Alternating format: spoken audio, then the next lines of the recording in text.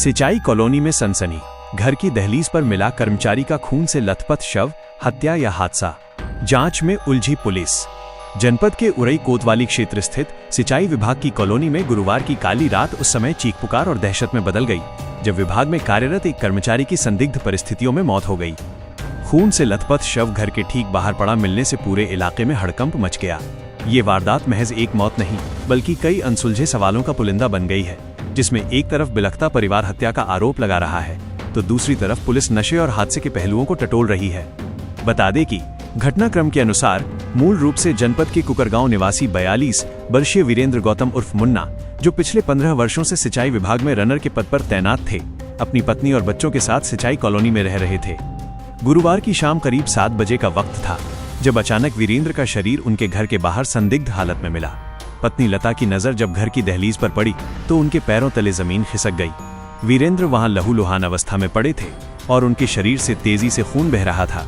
परिजनों का दावा है कि कुछ अज्ञात लोग वीरेंद्र को मरणासन्न हालत में वहां छोड़कर अंधेरे का फायदा उठाकर भाग निकले। आनन फानन में परिजन उन्हें मेडिकल कॉलेज उरई ले गए, लेकिन तब तक बहुत देर हो चुकी थी। डॉक्टरों ने उन्हें मृत घोषित कर दिया। वारदात की खबर मिलते ही मृतक के बेटे अनंत, जो नोएडा में एक निजी कंपनी में कार्यरत हैं, तत्काल उरई पहुंचे। पिता के शव को देखकर अनंत का धैर्य जवाब दे गया। उन्होंने अज्ञात हमलावरों पर सीधा हत्या का आरोप लगाते हुए कहा कि वीरेंद्र के शरीर पर चोटों के कई निशान थे, जो साफ तौर पर चीख कर कह रहे थे कि उनके साथ बेरहमी से मारपीट की गई है। 3 बेटियों और एक बेटे के सिर से पिता का साया उठने के बाद परिजनों ने पुलिस से न्याय की गुहार लगाई है और इसे सोची समझी हत्या करार दिया है। घटना की सूचना पर सक्रिय हुई उरई कोतवाली पुलिस ने शव को कब्जे में लेकर पोस्टमार्टम के लिए भेज दिया है। सीओ सिटी अर्चना सिंह खुद मामले की मॉनिटरिंग कर रही हैं। पुलिस ने सिंचाई कॉलोनी में घटनास्थल का बारीकी से निरीक्षण किया और वहां से साक्ष्य जुटाए। पुलिस के सामने अब सबसे बड़ी चुनौती उन अज्ञात लोगों की पहचान करना है जो वीरेंद्र को घर के बाहर छोड़कर गए थे। इसके लिए कॉलोनी और आसपास के रास्तों पर लगे सीसीटीवी कैमरों की फुटेज खंगाली जा रही है। सीओ सिटी अर्चना सिंह ने बताया कि जांच में एक नया पहलू ये सामने आया है कि मृतक वीरेंद्र शराब पीने के आदी थे। उनकी पत्नी के बयान के अनुसार अक्सर नशे की हालत में पड़ोसी या परिचित उन्हें घर तक छोड़ने आते थे। पुलिस इस बिंदु पर भी काम कर रही है कि क्या नशे के दौरान किसी विवाद में उनके साथ मारपीट हुई या गिरकर चोट लगने से उनकी जान गई।